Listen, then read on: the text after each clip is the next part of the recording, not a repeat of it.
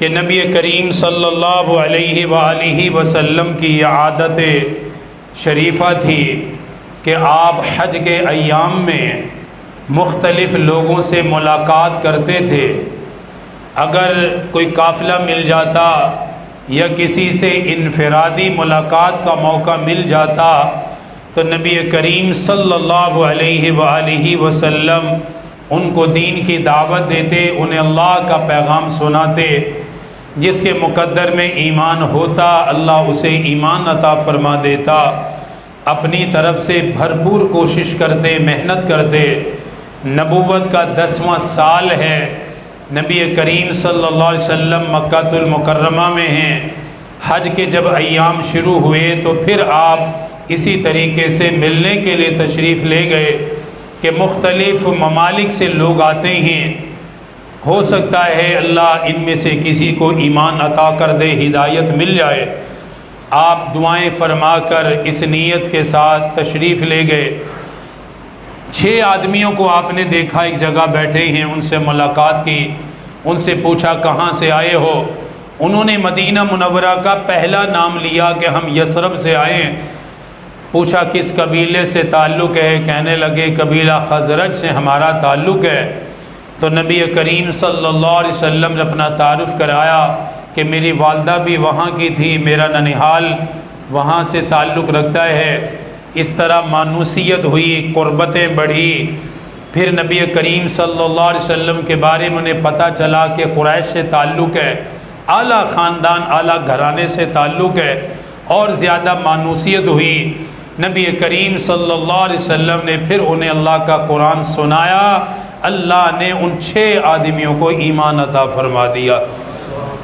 نبی کریم صلی اللہ علیہ وسلم پہ جب ایمان لائے، آپ نے انہیں سمجھایا کہ تم نے واپس یثرب یعنی مدینہ جا کر لوگوں کو اللہ کی طرف بلانا ہے، دین کی دعوت دینی ہے۔ اگلے سال اسی جگہ پر پھر میں تم سے ملنے آؤں گا۔ آپ نے خود ان کو وقت دیا، وہ چلے گئے، انہوں نے تیاری کی، لوگوں کو اللہ کی طرف بلایا، لوگوں کو دین سمجھایا۔ سن 11 نبوی، نبوت کا 11واں سال ہے، یہ لوگ پھر آئے۔ پہلے آئے 6 تھے، اگلے سال آئے 11 آدمی حضور سے ملے، اور جو نئے لوگ تھے انہوں نے بیعت کی، مسلمان ہوئے۔ سرکار مدینہ صلی اللہ علیہ وسلم سے گزارش کی آپ کوئی معلم ہمیں عطا فرمائیں جو دین سکھائے۔ محنت ہو رہی ہے، یثرب کے اندر لوگ مسلمان ہو رہے ہیں، تو آپ کوئی معلم دیجئے جو آپ کی تربیت میں رہا ہو، ہمیں دین بتائے، دین سکھائے۔ نبی کریم صلی اللہ علیہ وسلم نے حضرت مصعب بن عمیر کو اس کام کے لیے چنا۔ فرمایا یہ معلم بن کے جائے گا، یہ تمہیں دین سکھائے گا۔ آپ نے حضرت مصعب بن عمیر سے فرمایا تم نے محنت کرنی ہے، اللہ راستے بنائے گا۔ نبی کریم صلی اللہ علیہ وسلم سے دعائیں لے کر چلے گئے۔ یہ 11 آدمی ساتھ لے کر گئے۔ اسعد بن زرارہ کے مکان پر حضرت مصعب بن عمیر کو ٹھہرایا گیا۔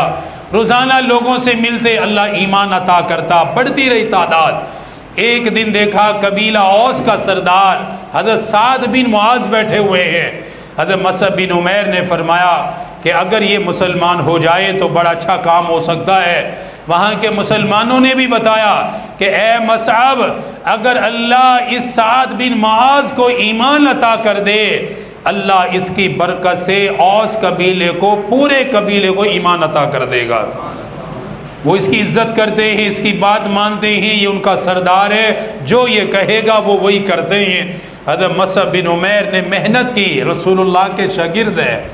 پھر نبی کریم نے صلی اللہ علیہ وسلم نے بھیجا ہے، آپ کی دعائیں ساتھ ہیں، محنت کی، اللہ نے حضرت سعد بن معاذ کو ایمان عطا کر دیا۔ ان کے صدقے میں قبیلہ اوس پورا کا پورا قبیلہ مسلمان ہو گیا۔ نبوت کا 12واں سال ہے، یہ پھر حج کے لیے آئے۔ پہلی مرتبہ 6 تھے، جب نبوت کے 12ویں سال آئے اس وقت تقریباً 72 لوگ حضور سے ملنے کے لیے آئے۔ کتنی بڑی تعداد، 6 نے 72۔ پہلے آئے 6، جب وہ 12ویں سال آئے، نبوت کا 12واں سال ہے، اسی جگہ حضور سے ملے تو 72 لوگ جنہوں نے نبی کریم صلی اللہ علیہ وسلم کے ہاتھ پر بیعت کی۔ کہ ہم آج کے بعد ہمارا جینا مرنا سب کچھ اللہ اس کے رسول کے لیے ہے۔ امام الانبیاء تاجدار مدینہ صلی اللہ تعالی علیہ وسلم نے ملاقات فرمائی۔ آنے والے جو نئے لوگ وہ خواہش کرنے لگے آقا ہمیں بھی قرآن سنا دیجئے۔ آپ نے انہیں بھی اللہ کا قرآن سنایا، انہیں بھی اللہ کا کلام پڑھ کے سنایا۔ ویسے تو مدینہ یثرب کے اندر حضرت مصعب بن عمیر سے ہم نے اللہ کا قرآن سنا ہے، ایمان والوں سے قرآن سنا ہے، اللہ کے قرآن کی تلاوت سنی ہے، لیکن صاحب قرآن سے سننا چاہتے ہیں جس پہ اللہ نے قرآن کو نازل فرمایا، جس پیغمبر کے دل پہ اللہ نے قرآن کو نازل کیا، اس پیغمبر کی میٹھی زبان سے اللہ کا قرآن سننا چاہتے ہیں۔ آقا مدنی نے انہیں اللہ کا قرآن سنایا، قرآن پاک کی تلاوت انہیں سنائی، کیسے شاندار انداز سے اللہ کا قرآن سنایا ہوگا، ان کے دل روشن ہو گئے، ان کے دل و دماغ تازہ ہو گئے، آقا کی ہاتھ پہ بیعت کرنے لگے۔ آپ نے فرمایا میرے ہاتھ پہ بیعت کرو، آج کے بعد کوئی شرک نہیں کرے گا، اللہ کے ساتھ کسی کو شریک نہیں ٹھہرائے گا۔ فرمایا میرے ہاتھ پہ بیعت کرو، آج کے بعد کوئی چوری نہیں کرے گا، ناجائز طریقے سے کسی کا مال نہیں لے گا، کسی کے مال پہ قبضہ نہیں کرے گا، حرام نہیں کھائے گا، حرام طریقے سے مال نہیں کمائے گا۔ میرے آقا نے یوں اپنا ہاتھ مبارک آگے کیا ہوا، انصار مدینہ بیعت کرنے لگے، مدینہ کے مسلمان بیعت کر رہے ہیں۔ آقا ہم آج کے بعد کبھی شرک نہیں کریں گے، آقا آج کے بعد کبھی چوری نہیں کریں گے۔ میرے آقا نے پھر فرمایا بیعت کرو، کسی کو قتل نہیں کرو گے، ناجائز کسی کا خون نہیں بہایا جائے گا، لوگوں کی عزت کا خیال کرو گے، لوگوں کی جان کا خیال کرو گے، لوگوں کی عزت و آبرو کا خیال کرو گے، کسی کو نقصان نہیں پہنچاؤ گے۔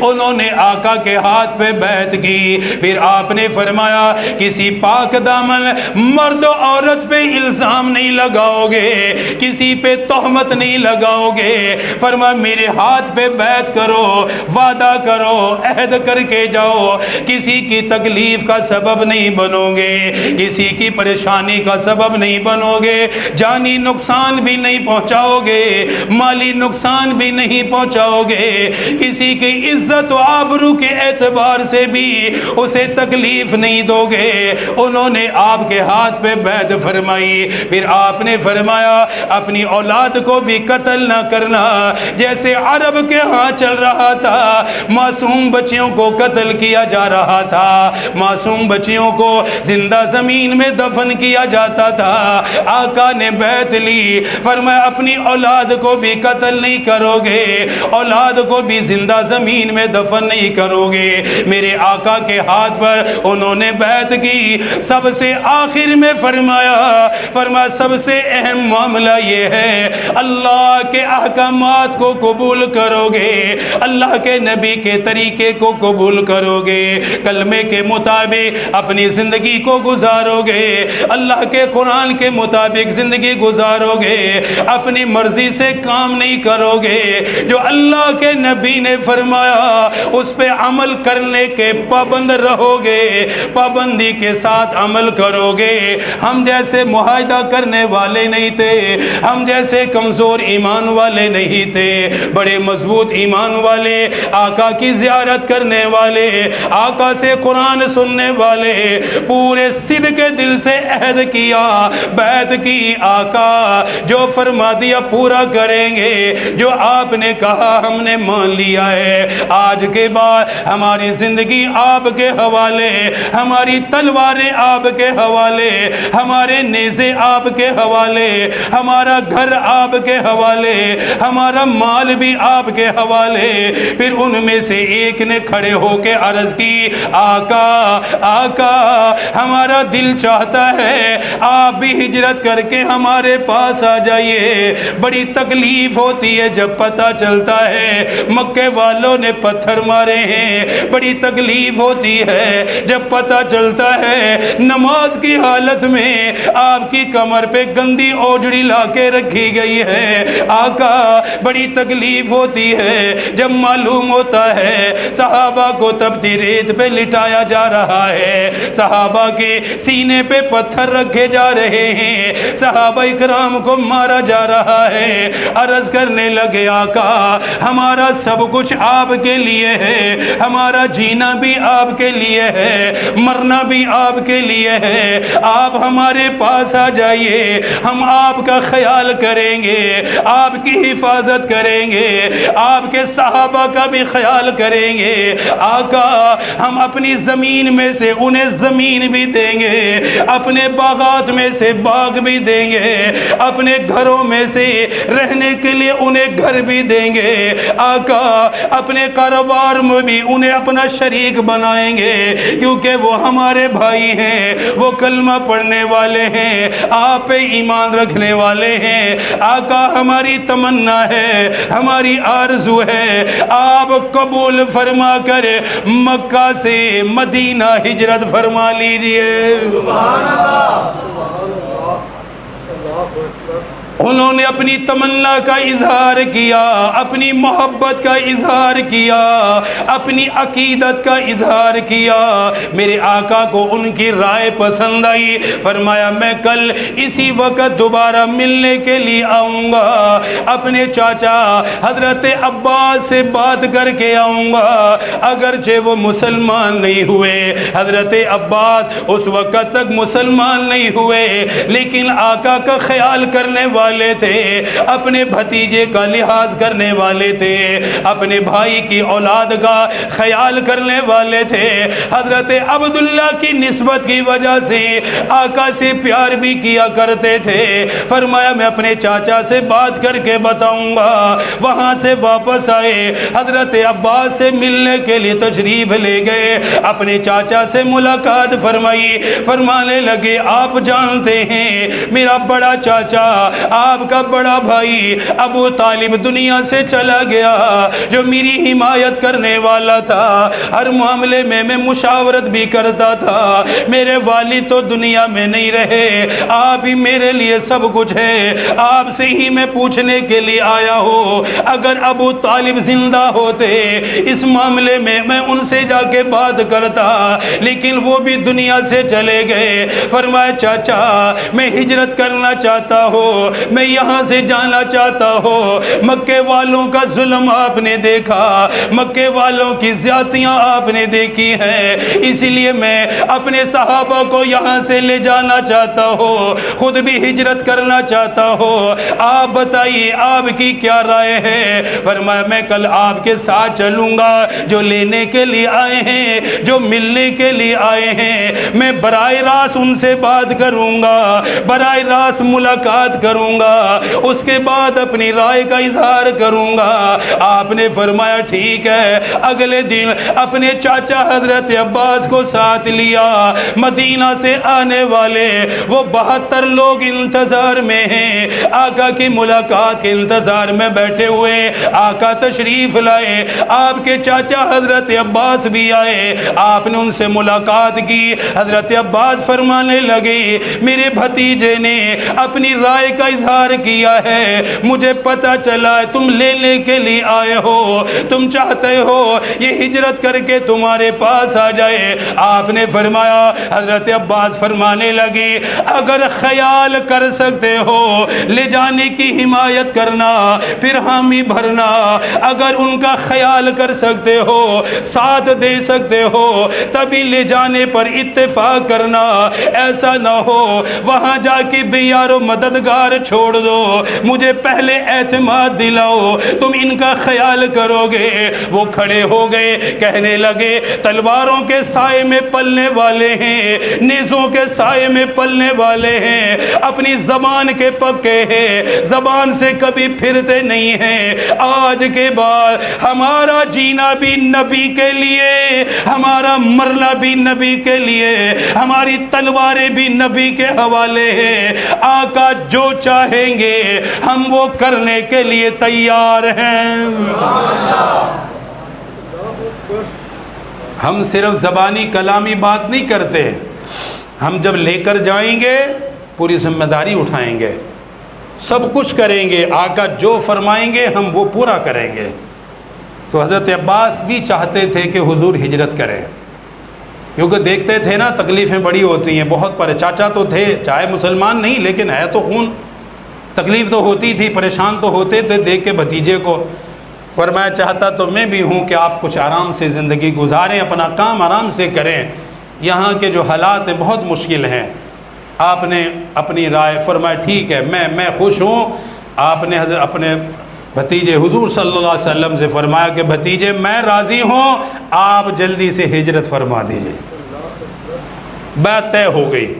اگلی بات بڑی قابل توجہ ہے، کیونکہ اہل عرب بڑے عقل مند ذہین لوگ ہوتے ہیں۔ ان 72 لوگوں میں سے پھر ایک آدمی ابو الحیثم غالباً وہ کھڑے ہو گئے، عرض کرنے لگے حضور ایک بات کرنا چاہتا ہوں، اگر اجازت عطا فرمائیں۔ آپ نے فرمایا اجازت ہے، کیا کہنا چاہتے ہو؟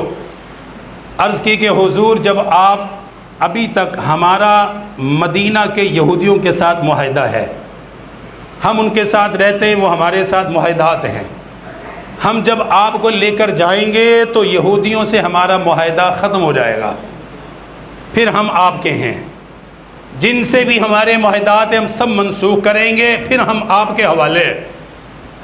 میں صرف یہ پوچھنے کے لیے کھڑا ہوا ہوں کہ آقا کہیں ایسا تو نہیں ہوگا، توجہ، کہیں ایسا تو نہیں ہوگا، ذہن میں بات ہے، کرنے میں حرج بھی کوئی نہیں ہے، آقا میرے ذہن میں ہے کہ کہیں ایسا تو نہیں ہوگا کہ کل کو مدینہ کے حالات، مکے کے حالات بہتر ہو جائیں تو آپ ہمیں چھوڑ کر واپس مکہ آ جائیں، پھر جدائی نہیں برداشت کر پائیں گے، پھر ہم رہ نہیں سکیں گے، کیا آپ مکمل ہمارے پاس تشریف لائیں گے یا عارضی طور پر آئیں گے کہ واپس آ جائیں گے؟ سرکار مدینہ صلی اللہ علیہ وسلم نے جیسی انہوں نے محبت کی، میرے آقا نے بھی ویسے ہی محبت کا اظہار فرمایا۔ آپ نے فرمایا اے انصار مدینہ سن لو، تم میرے ہو میں تمہارا ہوں۔ کیسے جملے فرمائے؟ فرمایا سن لو تم میرے ہو اور میں تمہارا ہوں، تم میرا خون ہو میں تمہارا ہوں۔ فرمایا صرف مکہ آنا نہیں، میرے وصال کے بعد بھی میرا روزہ مدینے میں ہی بنے گا، مدینے سے واپس نہیں آؤں گا، جہاد کے لیے آؤں گا، سفر بھی کروں گا، لیکن میرا مسکن مدینہ ہی رہے گا، میرا ٹھکانہ مدینہ ہی رہے گا، اور میں وہیں پر آخری عمر تک وہیں پر رہوں گا، روزہ بھی میرا وہیں پہ بنے گا۔ کیسی خوشی کی لہر ان کے اندر پیدا ہوئی ہوگی۔ عرض کرنے لگے آقا پھر تیاری فرما لیجئے۔